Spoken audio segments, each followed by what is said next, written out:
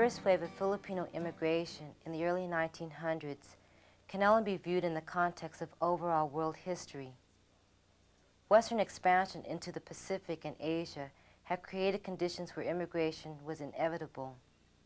The U.S., with its growing economy, desperately needed large numbers of exploitable mobile labor. As a result, a constant flow of cheap labor was encouraged by the American government.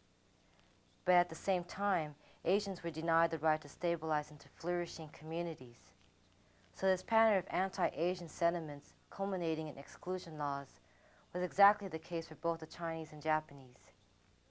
The surge of U.S. imperialism in the 1890s resulted in military occupation in the Philippines. Filipinos became nationals, neither citizens nor aliens, and they too were hurled into the labor pool for use by Hawaiian sugar and pineapple plantations, as well as booming agribusiness and fish canneries along the Pacific coast. I think they started coming in 1920. And when they came over, they soon realized that all their hopes and ambitions all turned into frustration.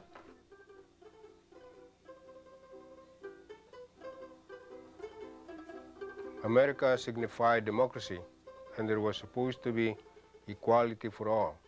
It took me a while to see that America was not doing us a favor, but that we were being used to fulfill the capitalist needs for cheap labor.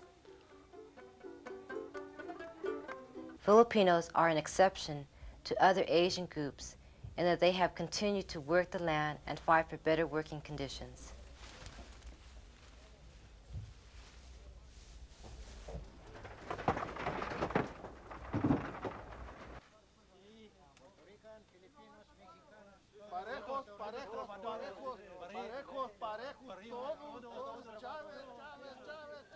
In order to share their language and culture, and because of the need to protect themselves from anti-Filipino sentiment, Manila towns formed. However, there are very few visible remnants of these once bustling communities due to the takeover of so-called redevelopment programs. Today, the workings of the Filipino Community Center provides a knowledge of the fraternal organizations of the past. The Manongs take an active role in deciding issues of importance concerning all people in the community.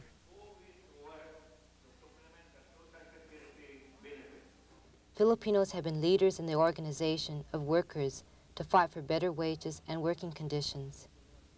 Their movement began in the Hawaiian plantations and carried through to the canneries in Alaska, as well as the farmlands of the West.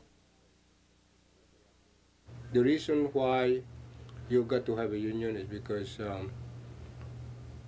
if you are just, trying to bargain with your employer individually, you got no chance.